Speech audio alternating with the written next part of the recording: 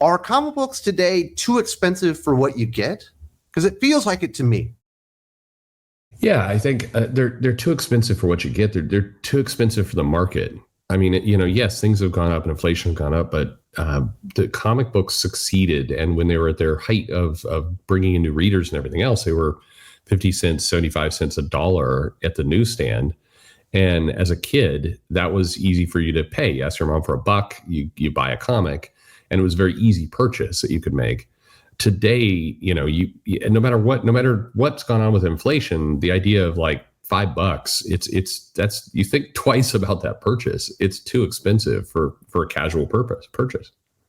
Now, if you go back in the day and you use like the inflation calculator and you go like to the 50s or 60s, it says modern comic books should be like $1.60, which I do think is pretty ridiculous. But even if you go to the 80s at the apex, or when Marvel obviously was hitting their stride, the best era in Marvel Comics, the resurgence of Batman and stuff, and you look at it like an inflation calculator for there, even then it spits out that the average price today should be more like $2.75 or closer to $3 rather than this $5 threshold that it feels like Marvel and DC have absolutely sped past these days. Yeah, to me, I mean, inflation is something people look at in the calculator. It makes sense, but it's really the question is, what will the market bear? And if you look at the things that are succeeding, and I think the best analog here would be in-app purchases and stuff like that, stuff where you'll quickly click on a button to keep playing a game without really thinking about it. That's what they need comic books to feel like for kids. They need to be something you spend money and you don't impulse buy. Yeah. And if you look there, a lot of these games and other things price at about $2.99. That is about the threshold of where somebody will buy something $1.99, $2.99 and not think too much about it. Or another one would be if you go to a store and you see a hardcover book, you see or a tankobon manga, or you see Dogman or something like that. They tend to get priced with discount down at about $6.99 for something that feels like a little book, and that feels it feels reasonable. But when you're taking a floppy and I understand it's not this way, and an artist on Pepe Larraz versus a no-name artist is a very different product you're getting and everything else, but it still feels like a relatively thin magazine, and you put a $5 price tag on it, it just doesn't feel right, particularly for people who are coming in new to the space. It's too much. Or even for longtime readers who are used to back in the day where you read a Chris Claremont single issue, and in 22 pages, he told you a full story, teased you on the next story, and then also teased you on the story from 2 years from now. Today, to tell a full story, they might need 6 to 12 issues. Yeah, I think this is a big deal. And honestly, I don't hear a lot of people talking about it. So I'm glad you brought it up. And this would be a great kind of long-term aficionados, conversation as well, is no matter how you cut it, comic books and decompressed storytelling, and not to blame him for everything, but Bendis got very popular for telling decompressed storytelling, and he did it well for what it was worth. I mean, people remember that Superman run and forget about his initial Avengers run, which sold Spider-Man. Yeah, I mean, he did okay, but that type of storytelling combined with $5, it's like you pick something up and nothing happens. And there's way too many comics like that. I mean, hell, this the new Amazing Spider-Man, it's the 3rd issue, got Pepe Larraz on that. It's beautiful looking, but when you cut it down, nothing is going on in that story like at all. It's a filler. And I'm a big fan of Claremont, obviously, and I miss the days of 18 subplots, inside one comic, and somehow it makes it work. But an even scarier thing is you go back to like the Silver Age and you look at some of those goofy Superman issues, which I do from time to time. And, these are kind of silly nonsense stories. Superman turns into a shark, or Lois is, can see the future, or just, whatever. But in like 22, 30 pages, it takes you like a half an hour to read it because there's so much in that comic. Even though it's silly, it just feels like you're getting a lot. Yeah, I do think decompressed stories is really ruined really the periodic comic book, because a lot of these stories aren't meant to be read episodically. Sometimes you can say, hey, this is a major event. It's going to be a 2 or 3 parters, like, Days of Future Past or whatever. But otherwise, every single issue should have a resolution on something by the end of it. Yeah, you should get somewhere. I mean, you can do, and it's funny because I was seeing an article from Peter David kind of back in the early '90s talking about how events and crossovers are killing stories because you can't get a complete story inside one book. And I mean, if only we had that problem today. I'd love to to go back to that horrible problem where you've got like a 9-issue crossover and it's the worst thing that's going on in the industry. No, I mean, the challenge is even with kind of one and done issues, still nothing is really going on. Like the writers have become a lot more enamored with the idea of, let's do kind of a web comics tease out of friendship, and just the action and the, what makes a comic book story in that superhero genre. That's really not important. So we don't really we'll get the fight out of the way in like one page and then spend the rest of the time talking about our emotions. It's nuts. Even sometimes, and this is comic books and action-based visual medium, there will be major events or fights that happen and you don't even see it. You'll see them arrive and then they'll talk about it at a dinner table afterwards. Yeah, that's right. Yeah, that's absolutely right. I mean, budget constraints, apparently. Yeah, no, I mean, I guess, I mean, but you talk to artists and they hate this. Like a lot of the artists in comics, whether they're top tier or even new people coming in, these things are boring. This latest, I'm picking on it too much, but this latest Mary Jane Venom story is a long story inside an apartment talking, and there's a couple pages of action. I mean, I'm looking at it now, and there is. But they're not even action in the moment. These are pieces of action that happened months ago that they didn't show you then. Right. They're flashbacks of action. And you don't even get a complete page of action. You get a panel of action. Like they're sitting, Venom looks bored, Robbie's drinking coffee, Paul is there, and then there's a panel of a building blowing up.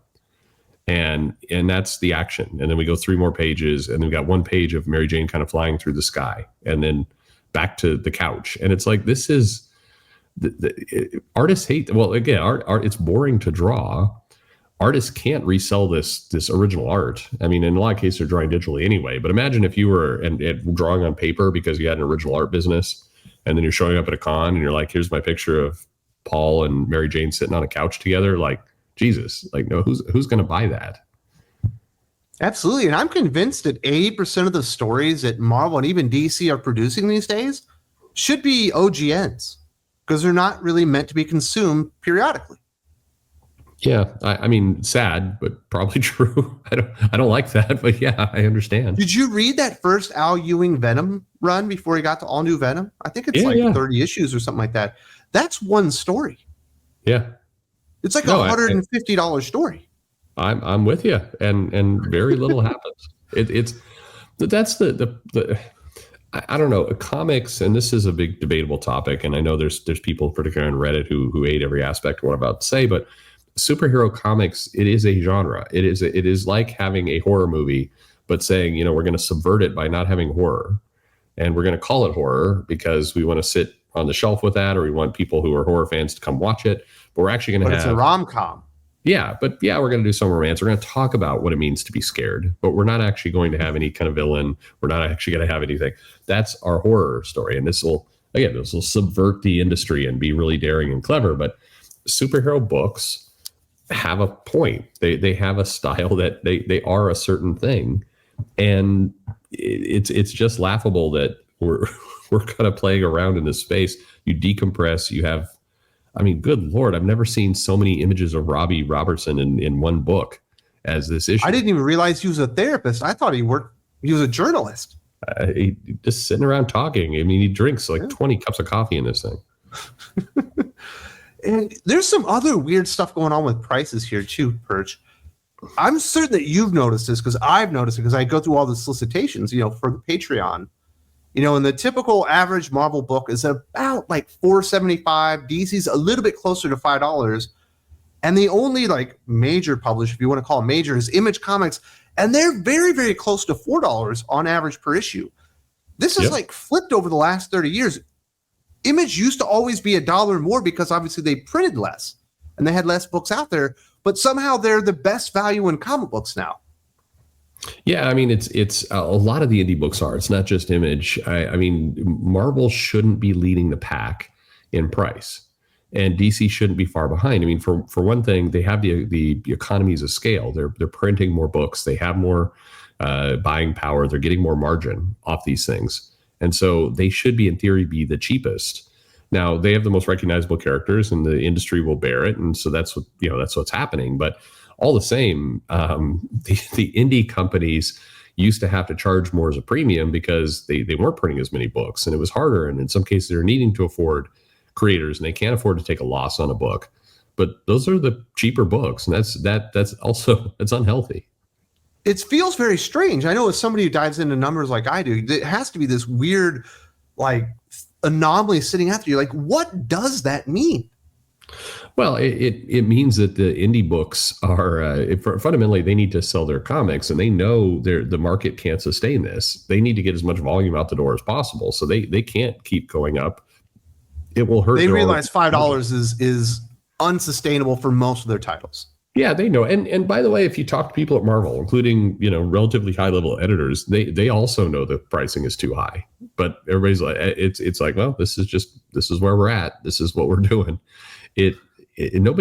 I've yet to meet somebody serious who says this is good and healthy. You'll see people who will do the old, well, yeah, I mean, this was the argument I think Joe Quesada made 15 years ago, and it still irritates me to this day of, well, video games cost like $60. Comics are only $4. That's a way better value than a video game. It's like, why are you comparing those two? That's nuts. Absolutely, especially nowadays when a lot of video games are free, but that's a topic for another day. But you talk about digital right there, and I think Marvel and DC's pricing strategy on digital is probably the most ludicrous, insane idea I've ever seen in my life. To charge the exact same amount for a digital copy as a physical copy just makes no sense to me whatsoever. I think they're killing off a potential digital future, which would be the greatest entry point. Cheap digital comic books. You can discover all the characters from your own phone or tablet or even television, computer, or whatever. And they're bypassing that completely by still making them ungodly expensive, even if they're digital. Mm-hmm. No, for sure. And I think they will quickly blame the retailers for that by saying, well, the retailers are making us charge that, same price because otherwise they're Brian Hibbs ain't that powerful. Yeah, but I mean, what retailers are we talking about? Brian Hibbs? Like, who are we actually talking? The only one I've heard bitch about it. No, the retailers understand one simple thing, which is, look, if you can put out stuff cheap on digital, their audience, the collectors who are coming into the shop to buy floppies, that's not the audience. The audience you're going to get are kids, teens, others that are already consuming digital. Get them excited about Spider-Man. Just do some reasonable ads of saying, hey, if you want to see the full story, you want to see more, you want to hold it physically in your hands, here's where you go. Here's a comic book locator. Here's where your shop is. And it feeds them customers. Retailers understand this. It's how their other business is working.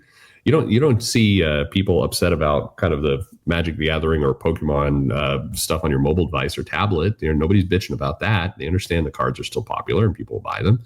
So it's a fallacy of an argument, and the pricing just is out of control. And by the way, you said earlier, companies going to all #1 issues or anniversary issues. Then it's not $5, it's $8, it's $10, and they want that future as well. I mean, what was this week? We had the Amadeus Cho 20th anniversary special. I was trying to figure out what that was priced. But that's like a double hit of stupid. It's a bigger issue, costs more. It's got virtually no action. The amount of food that is eaten in this thing is off the charts. $6, not one single review. It's the only new Marvel book that didn't get a review on it. Yeah, nice. Okay. And so backing all that up, you're Marvel, you're trying to get new characters over. You say that's important. You want more diversity. You got Amadeus Cho as the Hulk. And yet you put this book out. It's a more expensive book you got out that month. You have no action in it, or you have very little. There's a panel or two of the Hulk smashing robots that nobody really cares about. And he quickly goes and has lunch. literally there's so much lunch in this comic, but how is this going to get this character over to kids or teens who, maybe they do want to see an Asian superhero and maybe they do want to see a new character of the Hulk that they can get behind, but you're going to charge them $6 and you're going to show them eating lunch. Well, did the same thing last week with Kid Juggernaut, who's basically Amadeus Cho but Juggernaut. There are 3 pages here of them taking a photo of a turtle. I'm not making this up. There's 3 pages of taking photos of turtles. I don't understand what they're doing here. Well, also the last part I want to talk about this, which I think it does kind of, or I think they are trying to cover up some of their sales issues because, they only present, yearly sales figures by dollar. And of course they're estimated right now. We don't actually know what they truly are, but it's always done by dollar and it shows, stagnating sales. Of course, if you have a stagnating sales by dollar, that would mean you had the exact same amount of sales as long as the prices were the same. But the prices have definitely increased a lot. And if you look at Marvel especially, but also DC, any character that sells is guaranteed to be $5 or even $6. And all of their characters that don't sell are like $3.99 or whatever. And I think there is an enormous gap. I think their actually issues sold decrease over the last, 3 or 4 years might be upwards of like 10 to 15%. Yeah, I mean, I do. I haven't done it in a while, but those sales analysis videos where you look at this, the part of I've wondered, and your audience here and in the comments, people can kind of speculate what's the truth of it. Are they trying to hide the sales numbers because they're down? But everybody knows intrinsically they are. I mean, the volumes are not what they used to be. You can go into any comic shop and see that. You can see the amount of comics are sold on variants and not, and the difference there, and everybody can see that.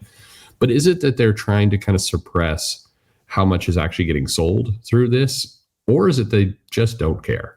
And it's kind of squeeze every last drop out of the lemon before it's out. I mean, to me, it feels controlled like decline thing that I think is actually happening. Yes. Yeah, I just think it's kind of a, well, I mean, it feels like in some cases we know we're going to that market where there's a small handful, maybe 5,000-10,000 people will buy a $10 comic book because they have the money and that's what they're going to do, and screw it. Let's just go to Spider-Man #1, volume 57. Yeah, that's what it feels like to me.